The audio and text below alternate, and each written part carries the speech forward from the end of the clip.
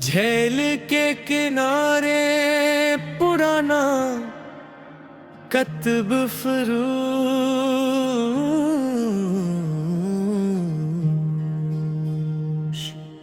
पहाड़ों की आगोश में एक नीलगो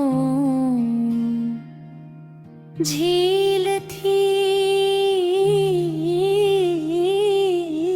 जिसका पानी इतना शफाफ था कि आसमान के बादल इसमें अपनी तस्वीरें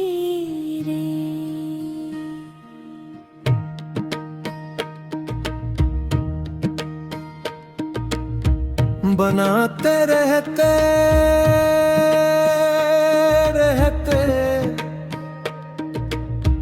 सुबह सवेरे हल्की धुंध पानी की सतह पर तैरते और सूरज की पहली किरण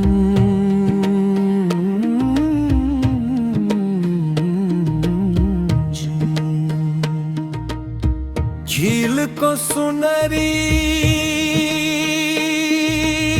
आईने में बदल दी थी, किनारे पर बैठ के दरख्त खामोश खड़े रह के इनकी झुकी हुई शाखें पर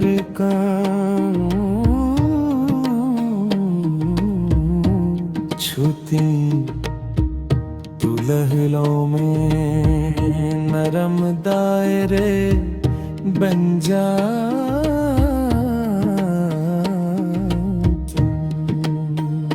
शाम के वक्त बंदों के वो वापस अपने घोंसलों को लौटते और फिजा में एक अजीब सा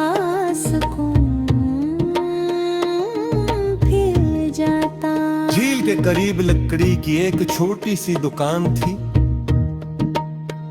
वो कोई आम दुकान नहीं थी, बल्कि पुरानी किताबों की दुनिया थी।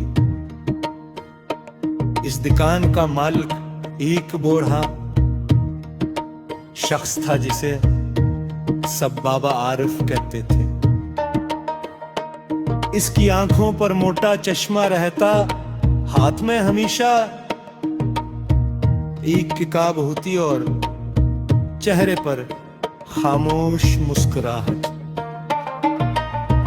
वो हर सुबह दुकान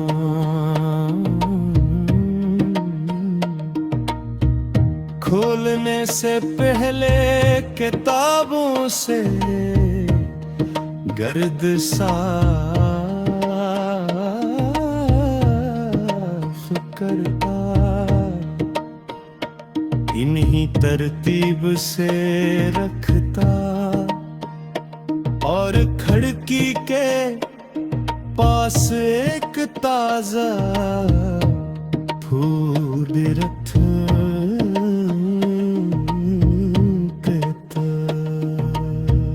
एक दिन में सिक्का में दाखिल हवा, अंदर पुराने कागज लिकड़ी और रोशनाई के खुशबू फैली हुई थी। हर शेल्फ पर मुख्तलिफ ज़मानों की किताबें सजी थी।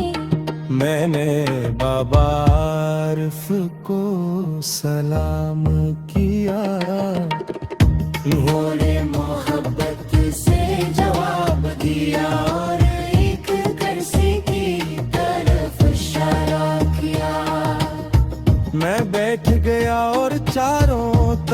नजर दौड़ाने लगा। कुछ देर बाद मैंने पूछा,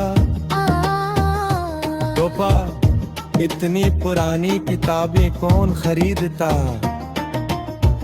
वो मुस्कुराए और बोले, जिन्हीं अल्फाज से मोहब्बत हो वो कभी किताबों को पढ़ाना नहीं समझते। ये जुमला मेरे दिल में उतर गया। इसी दूराने की गरीब तालिब इल्म दुकान में आया। उसकी नजरें में किताब पर ठहर गई मगर जीब खाली थी। वो खामोशी से वापस जाने लगा। बाबा आरिफ ने उसे आवाज दी, किताब इसके हाथ में दी और कहा, अलमधार नहीं अफ़ा होता है तब। लड़के की आंखों में खुशी चमके थी। वो शुक्रिया अदा करता हवा चला गया। दोपहर के वक्त झील के किनारे हल्की हवा चलने लगी।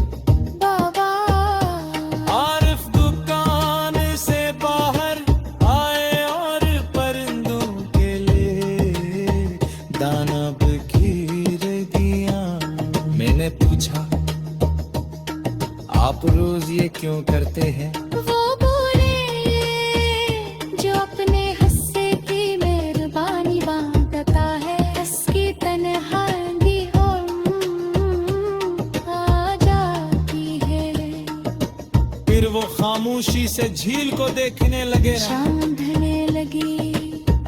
आसमान पर नारंगी रंग बखर गया।